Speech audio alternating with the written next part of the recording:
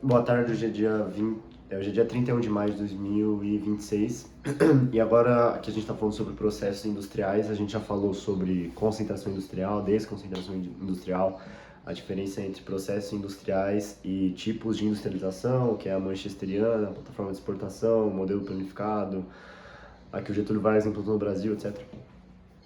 E agora a gente vai dar continuidade a processos industriais, e a gente vai falar sobre a desindustrialização.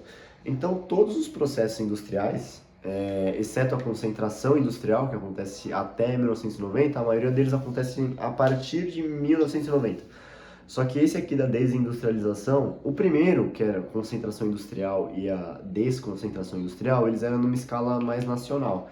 Esse aqui já é uma escala um pouco mais continental, então a gente vai falar mais sobre países desenvolvidos. Então a gente pode escrever isso, que não existe uma data bem definida, mas agora o que é importante falar é que esse fenômeno de desindustrialização, ele é frequente em países desenvolvidos, né? Só que... Nossa, a cabeça está bem ruim. Mesmo sendo frequente em países desenvolvidos, ele só existe por conta dos países em desenvolvimento. Então, mesmo que fale que isso acontece por causa dos países desenvolvidos, quer dizer que, já pulando algumas etapas, mas o que quer dizer? Que a indústria vai sair do país desenvolvido e ela vai para o país em desenvolvimento. Então, não tem como acontecer um sem o outro. Então, por mais que eu esteja escrevendo países desenvolvidos, implicitamente isso fala sobre os países em desenvolvimento, porque não tem como uma coisa acontecer sem a outra, sabe? Porque é um movimento de duas partes. Não tem como uma coisa se mexer sem a outra. Então aqui, países desenvolvidos, né? Mas lembrando que os países, enfim, foi explicado, né? Mas então o que acontece? O que é essa desindustrialização? É fechamento de fábrica. A fábrica fecha as portas. Então eu vou escrever isso. Fechamento fechou as portas. Fechamento de fábricas, né? Lembrando que quando eu falo fechamento de fábrica, eu não estou falando da indústria fechar. Porque o que isso quer dizer?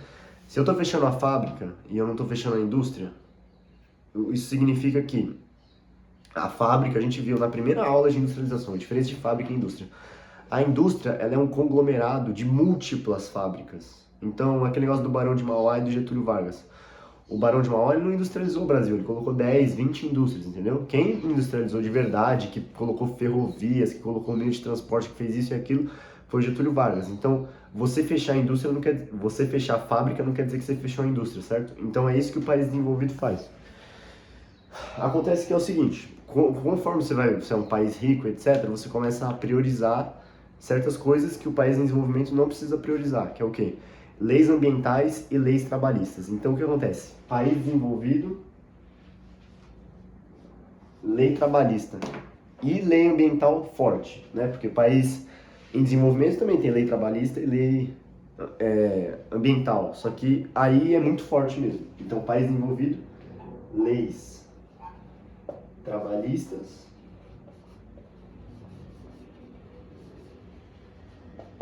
não tá muito bonito, né? E ambientais fortes. Tá bom, mas o que isso quer dizer? Quer dizer que se você tem um lugar com lei trabalhista e lei ambiental forte, quer dizer que fica muito caro para produzir. Então, vale muito mais a pena você colocar a sua fábrica num país que as leis trabalhistas e as leis ambientais são fracas. É essa a ideia de desindustrialização. Então, o que acontece? Você tem uma empresa japonesa, você tem uma indústria japonesa, só que você quer produzir muito, você quer ganhar muito dinheiro. Só que se você produzir lá no Japão, o seu rendimento não vai ser tão bom assim. Porque o Japão, o governo japonês não precisa tanto do seu dinheiro. Então o que vai acontecer? Você vai produzir lá, só que vai ficar muito caro. Vai ficar muito caro porque você tem que respeitar o horário de trabalho do japonês e você tem que respeitar a natureza japonesa. E se você desrespeitar, em 2 dias os caras vão fechar a sua fábrica. Então o que você faz? Ah, tá bom.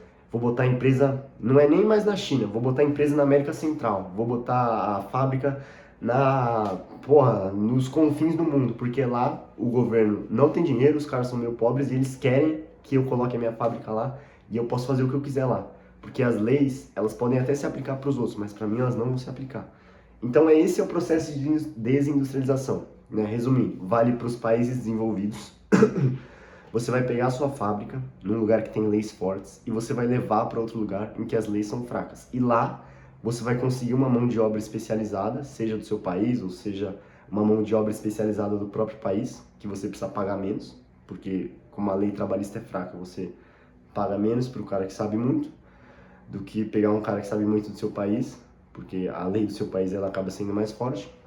E você fecha a fábrica do seu país, mas você abre no outro. Então a sua indústria continua funcionando, porque a sede continua sendo do seu país, mas o local de produção mesmo ficam nas zonas periféricas do globo terrestre. Então isso que significa o processo de desindustrialização.